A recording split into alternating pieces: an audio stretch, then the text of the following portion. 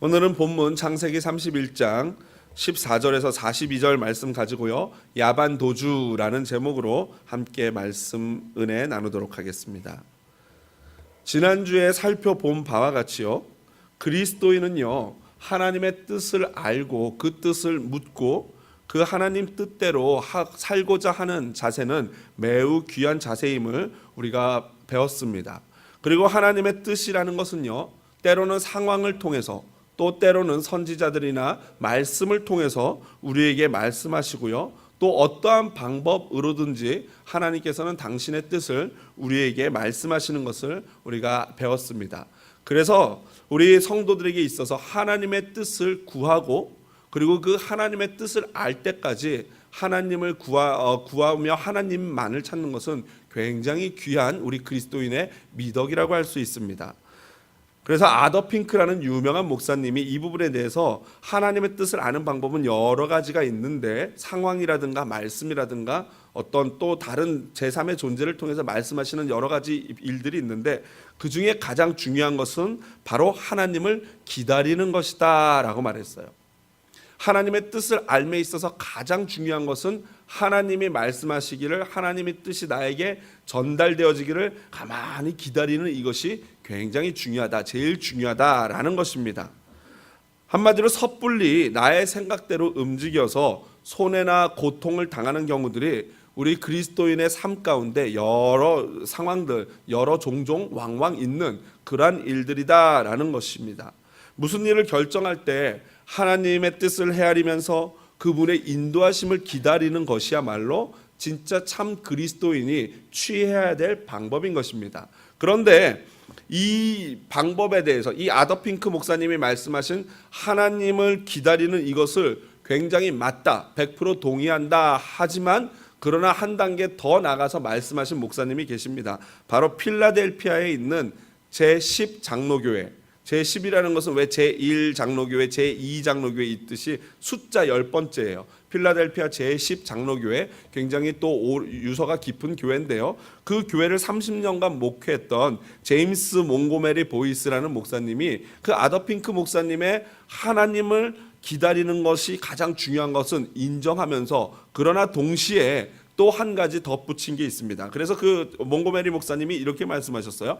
많은 그리스도인들에게 있어 패배하는 삶의 이유는 그들이 하나님의 뜻을 이해하지 못해서가 아니라 그들이 이해하는 것을 행하지 않기 때문이다. 무슨 말입니까? 아예 하나님의 뜻을 구하고 하나님이 뭘 원하시는지 하나님을 기다리고 하나님의 뜻을 아는 것까지는 잘 한다는 거예요. 하나님의 뜻이 무엇인지 알았어요. 그러면 그 다음에 뭘 해야 됩니까? 하나님의 뜻이 무엇인지 알았으면 그대로 행해야 된다는 거예요. 살아야 된다는 거예요. 그런데 많은 그리스도인들이 삶에서 패배하는 이유가 알기는 아는데 하나님의 뜻대로 행하는 것을 실행에 옮기지 못한다라는 거예요.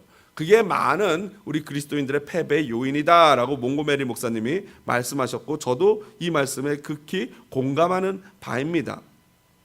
하나님의 뜻을 헤아려 알고 그리고 안 것을 그대로 실행하는 실천적인 삶을 강조한 것이죠. 그러니까 오늘 본문의 말씀으로 따지자면은 야곱에게 하나님이 나타나셔서 뭐라 그러셨어요? 내 조상의 땅, 내 족속에게로 돌아가라 라고 하나님의 뜻을 알게 됐어요. 하나님의 뜻을 들었어요. 그러면 이제 뭘 하면 되는 겁니까? 야곱이? 가면 되는 거예요. 그 고향을 향해서 출발해야 되는 거예요. 그런데 저는 여기에다가 한 가지 더 덧붙이고 싶습니다. 그건 뭐냐면은 하나님의 뜻을 아는 것이 제일 중요하고 하나님의 뜻을 알았다면 또 그것을 그대로 행하는 것도 중요합니다. 그러나 그에 못지않게 중요한 것이 하나 있다면 어떻게 라는 것이에요. 하나님의 뜻도 알았고 또 행하려고 해요. 그런데 그것을 어떻게 행하느냐는 또 다른 굉장히 중요한 문제인 것입니다. 의미도 알고 목적도 알았어요. 이제 중요한 것은 방법론이에요. 그것을 어떻게 실행할 것인가. 자, 야곱이 지금 이런 상황 가운데 어떻게 삼촌 라반에게서 떠나 고향으로 가는 것이 옳을까요? 저와 여러분 같으면은 어떻게 삼촌 라반에게 말을 하고 떠나겠습니까? 우리 대부분은요, 우리가 하고 싶은 일이 있잖아요. 내가 무엇인가 하고 싶은 일이 있으면요, 하나님의 뜻을 여쭤봅니다. 하나님의 뜻이 무엇인지 먼저 여쭙는 게 아니고 뭘 가지고 하나님께 여쭤봐요? 내가 하고 싶은 게 있는데 그게 과연 하나님의 뜻에 맞는지 여쭤봐요. 그래서 그게 하나님의 뜻과 부합하고 맞으면은 그건 굉장히 땡큐, 감사한 거죠. 오늘 본문에 나온 야곱처럼요. 야곱이 고향에 가고 싶었어요. 고향으로 돌아가고 싶었어요. 이 지긋지긋한 삼촌 라반을 떠나서 고향으로 돌아가고 싶었어요. 그런데 마침 하나님의 뜻이 뭐였어요? 고향으로 가라는 거였어요. 땡큐죠. 근데 여러분 잠깐 바꿔서 생각해 볼까요? 야곱은 가고 싶어요. 그런데 하나님께 기도했던 하나님이 가지 마라. 그러면 여러분 어떻게 하시겠습니까? 저희는 계속 기도하죠. 하나님 고집이 참 쉬신 것 같은데 고집을 좀 꺾으시죠, 하나님. 이번에는 내 말에 좀 순종해 주셔야 될 것 같습니다. 우리가 여러분 기도하는 대부분의 이유가 뭐예요? 이미 하나님이 이걸 기뻐하시지 않고 원하지 않는 걸 알아요. 그럼에도 기도하는 이유는 뭐예요? 하나님이 양보하라는 거 아니겠습니까? 대부분의 많은 기도들이 우리 기도의 대부분이 많이 그런 것 같아요. 순수하게 하나님이 노라고 했을 때 알겠습니다 라고 순종할 마음으로 기도하는 게 아니고 어떻게든지 기도를 통해서 내 뜻을 하나님께 관철시키려고 하는, 주장하려고 하는 그런 기도가 많은 것 같습니다. 자, 여하튼 야곱의 경우에는 감사하게도 내가 원하는 것과 하나님의 뜻이 부합했어요. 맞았어요. 자, 그럼 이제 가야 돼요. 어떤 방법으로요? 상관없어요. 어떤 방법이든. 왜요? 이미 하나님이 인준하신 거 아닙니까? 하나님이 가라고 했는데 어떤 방법이든 그게 무슨 소용이에요? 이게 하나님의 뜻인데 누가 뭐라 그러면 뭐라 그래요? 모르는 소리 하지 말라고. 이것은 하나님의 뜻이다. 하나님의 뜻으로 말미암아 모든 방법이 어떻게 돼요? 다 허용이 되는 거예요. 이게 오늘날 우리 기독교의 문제가 아니었을까 저는 생각을 합니다. 하나님의 이름으로 말미암아 모든 상식과 모든 문제들을, 모든 방법을 다 건너뛰고 그냥 하나님의 뜻이기 때문에 이거는 무조건 범죄든 뭐든 할 수 있다라는 잘못된 이 생각이 오늘날 기독교를 많이 힘들게 했던 부분이 아닌가 생각합니다. 자, 오늘 여러분 우리가 본문으로 한번 들어가 봐서요.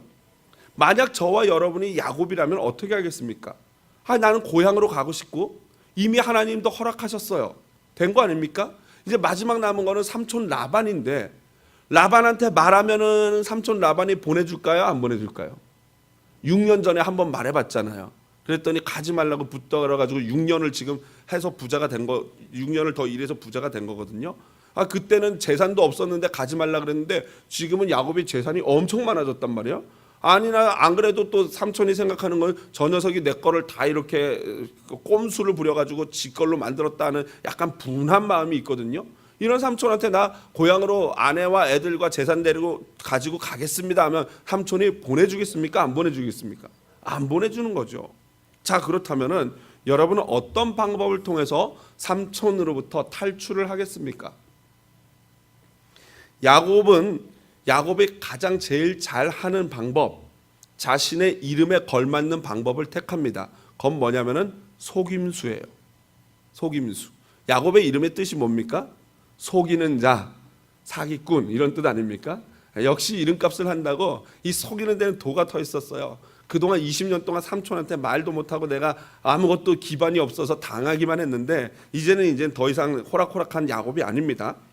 자기가 가장 잘하는 방법 일종의 속임수와 기만을 가지고 삼촌 야곱을 따돌리고 도망가려는 계획을 짰고 성공합니다. 이 부분에 대해서 매튜라는 학자는요, 이 이야기 역시 다른 야곱의 이야기처럼 속임수를 중심으로 진행된다라고 해석하고 있어요. 그도 그럴 것이 본문에 나오는 속이다, 훔치다, 도둑질하다 이 단어가요 8번이나 등장을 합니다. 보면 19절에 보면요, 드라빔을 도둑질하고 라고 나오고요, 20절 마지막에 보니까 가만히 떠났다, 속이는 거죠. 그 다음에 26절 보시면요, 라반이 그에게 나를 속이고 라고 말하고 있고요, 또 27절에도 내가 나를 속이고 가만히 도망하고 라고 말해요. 그리고 30절 보시면요, 어찌 내 신을 도둑질했느냐라고 말하고, 32절에도 맨 아래에 보면 도둑질한 줄을 알지 못함이었더라. 그리고 마지막으로 39절에 보면은 도둑 맞았든지 밤에 도둑을 맞았든지 도둑이 2번이나 나옵니다. 그러므로 이 이야기에 있어서 굉장히 중요한 키워드가 있다면 바로 훔치다, 속이다, 도둑질하다라는 바로 이 단어인 것입니다. 그래서 야곱은 속이는 자로서 장인 라반에게 말하지 않고 장인을 따돌리고 조용히 떠납니다. 19절에 보니까 라반이 무엇하러 간 사이에 그랬습니까? 양털을 깎으러 간 사이에 그랬습니다. 양털을 깎는 시기는 보통 4월에서 5월 봄철인데요. 오늘날 양털 깎는 거 여러분 보신 적 있습니까? 제가 예전에 다큐멘터리 TV 같은 데서 보니까 오늘날에는 기계화돼 가지고요. 기계가 이렇게 목장 천장에 이렇게 달려 있으면요. 거기에 바리깡 같은 것이 달려 가지고 그 양을 눕혀놓고 그 바리깡을 가져서 쥐잉 하면 쥐잉 하고 뭐 한 마리 깎는데 엄청나게 금방 깎더라고요. 그런데 이 기계가 있으니까 그랬는데 옛날 이 시대는 기계가 아니라 칼로 깎지 않습니까? 그러니까 양털 깎는 것이 보통 일이 아니에요. 그래서 18세기 문헌들을 보면요. 대체로 양털 깎는 일꾼들이 심각하게 많이 모자랐다고 합니다. 또한 어떤 문서를 보면요. 300명에서 400명의 일꾼들이요. 자그마치 그 양을 다 깎는데 3일 동안 걸쳐서 양털을 깎았다고 해요. 그러니까 이 양털 한번 깎는 게 보통 일이 아니에요. 양들을 끌고 저쪽 초목으로 나가서 거기에서 자리를 잡고 그 이제 몇백 명의 일꾼들이 함께 모여서 양을 잡고 털을 깎고 잘못하다 보면 막 그냥 가죽 같은 거 찢어지고 그러지 않겠습니까? 그런 거 조심해가지고 이렇게 깎는 일 그리고 그걸 또 챙겨 오는 거 이런 것들이 보통 일이 아니었던 것입니다. 그러다 보니까 보통은 자기 집에서 며칠 길 떨어진 곳에서 따로 광야에 나가서 그 일들을 했던 것입니다. 이 야곱에게는 절호의 찬스였어요. 말없이 몰래 도망갈 수 있는 야반 도주할 수 있는 굉장히 좋은 기회였어요. 이 야곱은 삼촌에게 말하지 않고 자신의 이 자녀와 아내들을 낙타에 태웠다고 오늘 17절에 보면 나와 있습니다. 낙타에 태웠다는 것은요, 그가 상당히 부자였다는 거예요. 당시에 낙타가 있는 집은 굉장히 부한 집이었거든요. 오늘날로 치자면 이사 가는데 아내와 아이들을 리무진에다 태워서 데려가는 것과 똑같은 거예요. 부자 아닙니까? 굉장히 부자예요. 이제 그러나 조용히 몰래 도망갔어요. 이 야곱이 도망간 이 소식이 라반에게 3일이 지나고서야 들렸고요. 라반은 3일이 지나고 알고 나서 일주일 동안 야곱을 추격해 갑니다. 그러니까 다 합치면은 10일 동안 벌써 야곱이 떠난 지 10일이 된 거예요. 10일 동안 야곱이 얼마를 갔을까요? 얼만큼 갔을까요? 오늘 성경을 보니까 강을 건너 길르앗 지역에 이르렀다 나오는데 그것은 유프라테스 강을 말하고요. 길르앗 지역이니까 사실은 이 수많은 이 짐승떼와 수많은 가족들 때문에 야곱이 아주 멀리 도망가지는 못했던 것입니다.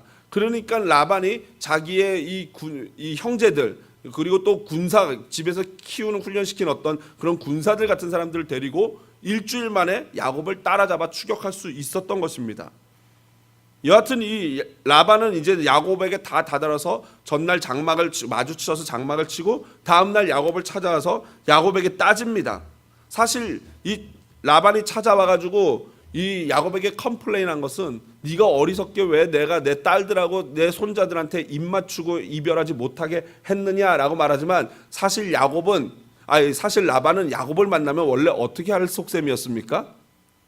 야곱을 죽이고 자기의 딸하고 손자와 재산을 다 몰수할 생각이었어요. 어떻게 합니까? 29절 보십시오. 29절에 이렇게 대놓고 말합니다. 너를 해할 만한 능력이 내 손에 있으니, 그러니까 해할 생각이 없으면 따라오지도 않았을 텐데 해할 능력이 있고 그 사람들을 거느리고 와서 사실은 죽이려고 그랬던 거예요. 그런데 왜 라반이 안 죽였습니까? 24절 보십시오. 24절에 보니까 전날 밤에 하나님이 아람 사람 라반에게 현몽하여 이르시되 너는 삼가 야곱에게 선악간에 말하지 말라. 아예 죽이지 말라가 아니고 말도 하지 말라 그랬어요. 그런데 이 하나님이 이 야곱을 죽이지 못하는 것까지는 막았는데 이 라반이 말하는 것까지는 못 막았어요. 그러니까 라반이 죽이지는 못하겠고 무서워서 하나님 무서워서 죽이지는 못하겠는데 이 말을 안 하면 속이 터질 것 같으니까 이 말을 막 하는 거예요. 그러면서 막 뭐라고 야단치는 겁니다. 네가 그렇게 어리석게 인사도 못하게 포로 잡아가듯이 내 딸들하고 손주를 데려가느냐 막 이러면서 야단을 치고 있는 것입니다. 야곱을 책망한 라반의 이 핵심적인 책망은 두 가지예요. 하나는 왜 속이고 도둑놈처럼 도망을 했느냐는 것이고, 두 번째는 왜 내 신 드라빔을 도둑질했느냐라는 거예요. 이에 대해서 야곱이 대답을 합니다. 좀 늦은 감이 있지만 솔직합니다. 보면은 뭐라고 대답하냐면요. 31절에 보니까 한마디로 말하면 맨 마지막에 보면 내가 억지로 뺏으리라 하여 두려워하였습니다. 삼촌한테 아내들과 자기 자식들을 뺏길까봐, 재물을 뺏길까봐 두려웠어요. 솔직한 심정입니다. 두렵다고 말을 합니다. 그리고 두 번째, 삼촌이 말한 내 드라빔. 이 드라빔이라는 것은 좀 이따 살펴보겠지만 굉장히 믿지 않는 사람들에겐 중요한 우상이거든요. 그거를 훔쳤다 그러는데 야곱은 전혀 모르는 일이에요. 그래서 야곱이 경솔하게 뭐라고 얘기하냐면은 누구에게서 그걸 찾든지 그는 죽을 것입니다 라고 얘기해요. 그 순간 누구 심장이 덜컥 내려앉았을까요? 라헬이 옆에서 듣고 있다 하고 엄청 놀랐을 거예요.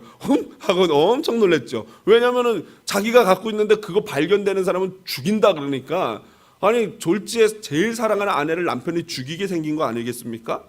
이런 경솔함을 보면은 누가 떠오르냐면요, 사사시대 한참 뒤에 이제 사사기에 나오는 입다라는 사사가 있습니다. 그 입다라는 사사는 굉장히 하나님의 은혜로 전투에 승리하고 막 이런 사람이었는데 좀 경솔했어요. 뭐냐면은 암몬 자손하고 전투를 앞두고 이 승리에 대한 어떤 불확실성 때문에 하나님께 딜을 합니다. 뭐라고 딜을 하냐면요, 사사기 11장 31절 보면요, 내가 암몬 자손에게서 평안히 돌아올 때 누구든지 내 집 문에서 나와서 나를 영접하는 그는 여호와께 돌릴 것이니 내가 그를 번제물로 드리겠나이다 하니라. 이 진짜 쓸데없는 짓이거든요.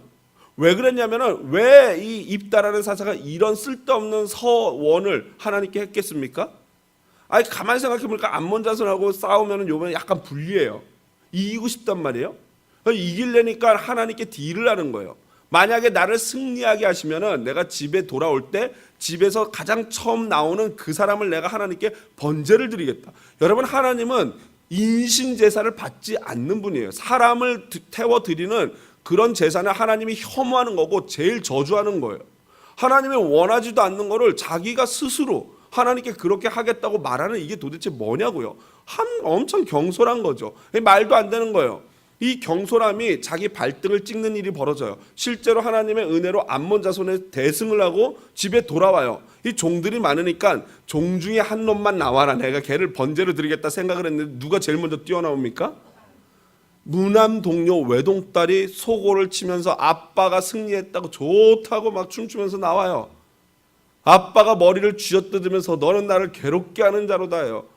그러면은 이때쯤 되면요, 어떻게 하면 됩니까? 하나님께 회개하면 돼요. 무릎 꿇고 하나님, 정말 제 입이 방정입니다. 제가 모르고 그랬습니다. 하나님이 인신제사를 기뻐하지 않는다는 것을 이 일을 통해서 내가 깨닫습니다. 다시는 안 그러겠습니다. 죄송합니다. 용서해 주세요. 내가 하나님을 내 뜻대로 조종하려고 그랬습니다. 용서해 주세요. 이러면 되는 거를 실제로 그 딸을 번제로 드려요. 그러니 이 경솔함과 그 무지함이 얼마나 가슴 아픈 일을 불러옵니까? 이 야곱도 모르니까 이런 소리를 한 거 아니겠습니까? 혹시 알았다면 이런 얘기를 하겠습니까? 야곱은 전혀 몰랐어요. 라헬이 드라빔을 훔친 사실을 꿈에도 몰랐습니다. 여러분, 드라빔이 뭐길래 라헬이 그걸 훔쳤을까요? 드라빔이라는 것은요, 아주 큰 것도 있지만 보통은 굉장히 요 조그만한 나무로 만든 우상이에요. 우상 딱지예요. 그래서 이 우상을 집에다 모셔다 놓고 이 집안이 잘 되고 이 자식들을 순풍순풍 낳게 해달라고 기도하는 그런 어떤 우상이거든요. 근데 라헬이 가만히 보면은 부창부수여 부전자전, 아니 부전자전이 아니라 부전여전이라고 해야 되나요? 자기 아빠 라반을 똑 닮았어요. 자기 남편 야곱을 똑 닮았어요. 얼마나 욕심쟁이인지. 내가 이 집안에 흐르는, 이건 가문의 어떤 이 믿지 않는 자들에게 있어서 드라빔은 가문의 가정의 수호신이고 가문의 어떤 신이거든요. 그거를 자기가 갖고 싶은 거예요.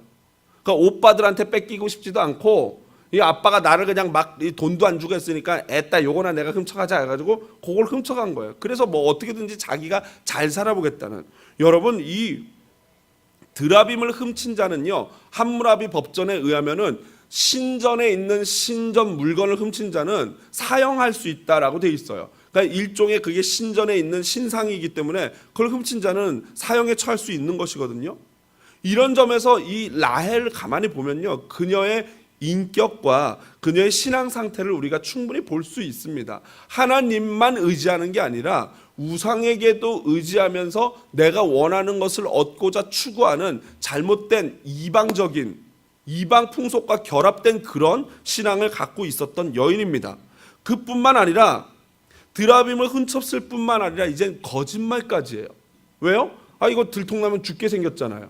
그러니까 여러분, 우리가 오늘 읽지는 않았지만 34절 35절에 보면요, 이 라헬이라는 여인이 얼마나 이 영악한지, 머리가 똑똑한지요. 자기 아버지가 이제 막 드라빔을 찾으러 온 텐트를 뒤지고 다니니까요, 어떻게 하냐면 그 낙타의 안장을 놓고 바닥에다 놓고 거기 밑에다가 드라빔을 숨겨요. 그리고 깔고 앉아 있습니다. 그리고 절대 안 일어나는 거예요. 그러면서 절대 안 일어나려고 뭐라 그러냐면은 여성들이 한 달에 한 번씩 오는 그 생리적인 현상이 일어났다고 아빠에게 거짓말을 합니다. 거짓말을 또 하는 거예요. 그 왜 그러냐면은 그때 당시에 모든 근동에서는 여성이 한 달에 한 번 그 생리를 할 때는 부정하다고 생각했고, 그 여성과 접촉하는 사람도 부정해지고 접촉한 물건도 부정해진다 잘못 생각했어요. 잘못된 생각이죠. 그런 생각을 했어요. 그러다 보니까 이 아버지가 왔을 때, 아버지 죄송해요, 제가 매직에 걸렸어요, 일어나서 맞이하지 못하겠네요, 죄송합니다 하니까 아버지가 어떻게 해요? 그래 하고 이제 물러난 거예요. 여러분, 여기서 모세가 이 부분을 이렇게 좀 자세하게 기록한 이유가 뭐겠습니까? 생각해 보십시오. 여러분, 그 드라빔이라는 우상이 정말로 이 가문을 보호해주고 살리고 부하게 해줄 수 있는 우상이라면은 과연 라헬이라는 여성의 손에 납치되겠냐고요. 진짜 살아있는 신이라면은 그 여자가 훔쳐갈 수 있는 그런 존재겠냐고요. 훔쳐갈 뿐만 아니라 이제는 그 신이 누구의 궁둥이에 깔려 있어요? 라헬의 궁둥이 밑에 깔려서 에고 이러고 있는 거예요. 사람들은 부정하다고 접근하지도 않는 그 시기에 그 여성의 엉덩이에 깔려가지고 막 이러고 있는 신이라면은 그게 신입니까? 나무 토막입니까? 나무 토막인 거죠. 그 얘기를 지금 모세가 하고 있는 것입니다. 여하튼 이러한 사실을 모르는 야곱은요, 경솔하게 장담을 합니다. 네, 진짜 이거 발견되는 사람은 그 사람은 죽었습니다. 죽은 목숨입니다. 그래요. 그런데 사실 이 야곱의 이 경솔한 발언과 나중에 창세기 35장 뒤에 우리가 보겠지만 라헬이 죽는 장면, 라헬이 길가에서 애를 낳다가 베냐민을 낳다가 죽게 되는 장면이 오버랩되는 것은 이 인간이 모르고 했다 할지라도 하나님 앞에서 이런 거짓과 잘못된 방법은 반드시 그 결과를 치르게 돼 있다라는 것을 볼 수 있어요. 여하튼 라반은 자신이 찾던 드라빔을 못 찾습니다. 이제 덕분에 야곱에게 칼자루가 넘어왔어요. 이제 36절부터는요, 성경이 뭐라고 말하면 야곱이 노하여라고 나오고요, 성경에서 가장 길게 혼자 이 다다다다다다 떠드는 장면이 바로 이거예요. 가장 긴 절수를 하려서 혼자 다다다다다 쏘아붙이는데 몇 년의 한이 터져 나옵니까? 20년의 한이 이제 삼촌한테 막 쏟아지는 거예요. 삼촌이 나를 10번이나 속이고 뭐 이랬고 저랬고 하면서 막 쏟아냅니다. 삼촌이 입이 10개라도 할 말이 없이 고스란히 당합니다. 이게 바로 오늘 장면이에요. 자, 그렇다면은 마지막으로 우리 이 질문에 한번 우리가 생각을 해보고 말씀을 마무리하기를 원합니다. 과연 야곱이 이 문제를 이렇게 풀어가야 했습니까? 여러분, 라반을 너무나도 야곱이 잘 알고 있기 때문에, 그리고 나는 반드시 꼭 고향 땅으로 돌아가야 하기 때문에 야곱이 이런 방법을 택했다는 것 이해가 됩니다. 그런데 진짜 이 방법이 맞습니까? 오늘 28절을 보면요, 비록 더한 사기꾼 라반의 말이지만 더한 사기꾼 라반의 입에서도 하나님의 음성을 들을 수가 있어요. 내 행위가 참으로 뭐예요? 어리석도다. 28절 마지막에 보니까 내 행위가 참으로 어리석도다. 여러분 아셔야 될 게요, 라반이 솔직히 지금 뭐 누구 말할 처지 아닌 사람 아닙니까? 사기꾼 중에 사기꾼이 라반인데 지나 잘했으면 좋겠는데, 그럼에도 불구하고 우리 그리스도인들이요, 무엇인가 잘못하고 제대로 된 방법을 취하지 않으면요, 세상 사람으로부터 지탄을 받게 돼 있습니다. 이런 조그마한 부분들이 모여서 우리 그리스도인들의 사실은 삶이 되는 거예요. 우리 그리스도인들의 가치관, 이 크리스찬들의 생각하는 방법, 그리고 어떤 문제가 있을 때 그 문제를 대하고 그 문제를 풀어내는 해법, 그 문제를 풀어내는 어떤 태도가 사실은 우리가 세상 사람들과 우리 그리스도인들이 다름을 구별해 주는 것입니다. 만약에 우리 그리스도인이 세상 사람과 똑같은 방법으로 문제들을 풀어간다면 사실 우리는 크리스천이라고 말할 수가 없는 것입니다. 여러분, 이 라반과의 문제도 마찬가지예요. 분명히 하나님께서 가라고 말씀하셨습니까? 안 했습니까? 하셨어요. 그리고 하나님이 가라고 말씀하셨을 뿐만 아니라 이 보니까 5절 31장 5절에 보니까 내 아버지 하나님은 나와 함께 계셨다라고 야곱이 고백할 정도로 느낄 정도로 하나님이 함께 하셨어요. 3절에도 보니까 하나님이 내가 너와 함께 있겠다라고 약속하셨어요. 여러분, 이 말씀을 믿으십니까? 아멘이지요? 하나님이 가라고 하셨어요. 그리고 하나님이 함께 하시겠다고 하셨어요. 이거는 아멘이에요. 하나님이 가라고 하신 게 분명하고 함께 하신다고 하는 말씀이 맞아요. 그러면 함께 하실 거예요. 그러면 진짜로 믿는다면은 야곱은 어떻게 해야 되겠습니까? 야곱이 진짜로 하나님이 가라고 하신 게 맞고 하나님이 나와 함께 하심을 내가 믿습니다. 아멘 하면은 그러면 이제 라반한테 어떻게 하면 되겠습니까? 그렇습니다. 전공법이에요. 가서 말하는 거예요. 삼촌한테 이실 직구하는 거예요. 아, 삼촌, 내가 기도해 보니까 하나님이 나보고 고향 아버지 집으로 돌아가라고 합니다. 내가 아내와 아들들과 이 재산을 가지고 고향으로 돌아가기를 원합니다. 삼촌 축복해 주십시오 라고 하면 되는 거예요. 제가 이렇게 말씀드리면은 이 세상을 오래 살아오신 어른들은 저에게 이렇게 말씀하십니다. 아유, 목사님이 아직 젊어서 어려서 세상을 몰라서 그래요. 그렇게 말하면 절대 못 갑니다. 맞습니까? 틀립니까? 이게 애매하죠?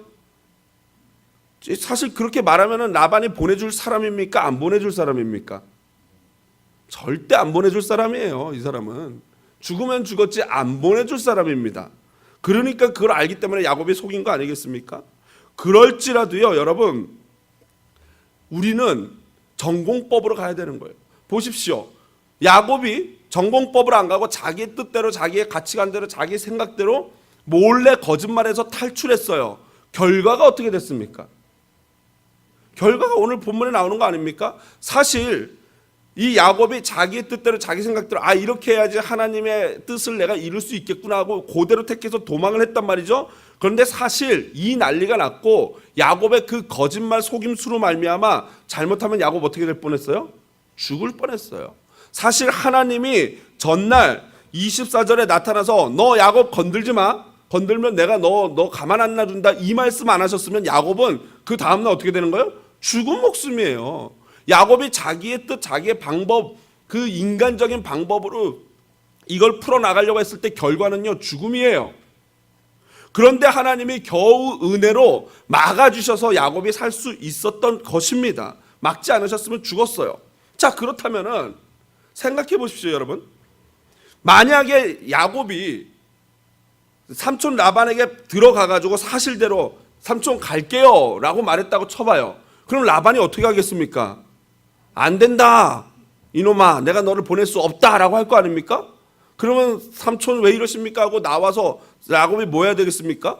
아내들을 모아놓고 자녀들과 기도해야 될 거 아닙니까? 하나님이 우리를 가라 그랬는데 우리 할아버지가 아버지가 안 보내니 우리 기도하자 하고 기도하면요, 그 밤에 어떤 일이 벌어질 것 같습니까? 여러분, 지금 도망 나와서 야곱을 죽이려고 하는 전날 밤에 나타나서 너 야곱 건들면 죽는다라고 하신 그 하나님이 야곱이 삼촌 나 갈래요 라고 얘기했을 때 안 된다, 너 도망가면 죽는다 라고 하고 잔 그날 밤에는 못 나타나시겠냐는 것입니다. 야곱이 정직하게 얘기했고 라반이 거절했어도요, 하나님이 그날 밤에 나타나셨을 거예요. 그리고 말씀하셨을 거예요. 이것은 내가 계획한 거다. 너 야곱 안 보내면 네가 죽는다. 아멘입니까? 아멘입니다. 하나님이요, 그렇게 우리 그리스도인이 하나님만 믿고 정직하게 행하면요, 하나님께서 라반을 막아주실 줄로 믿습니다. 이게 믿음의 전공법이에요. 믿음이란 것은요, 믿는 바대로 행하는 거예요. 그리고 그 행함은 방법까지도 하나님의 방법이어야 하는 것입니다. 마치 예를 들면 이거죠. 여러분, 출애굽기를 기억해 보십시오. 모세가 그 많은 백성들을 이끌고 나올 때 어떻게 했습니까? 전공법이었어요. 바로에게 직접 들어갔어요. 우린 가야겠습니다. 보내주세요 했어요. 바로가 오케이 했다가 안 된다. 계속 번복해요. 계속 재앙이 10가지가 돼서야 마지막에 바로가 어떻게 합니까? 제발 가라. 지겹다. 너희들 가라. 라고 하면서 보내주게 됩니다. 이게 바로 하나님의 방법이요, 이게 믿음의 사람의 방법인 줄로 믿습니다. 말씀을 정리합니다. 인간의 속임수, 이런 방법은요 결코 해답이 될 수 없고 전공법이 아니고 문제를 해결할 수 없습니다.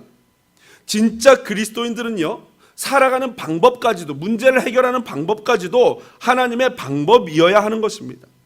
적어도 그리스도인은 세상 사람들과 뭔가 살아가는 방법이 조금 달라도 달라야 하지 않겠습니까? 여러분, 오늘 본문을 보면서 어떤 생각하십니까?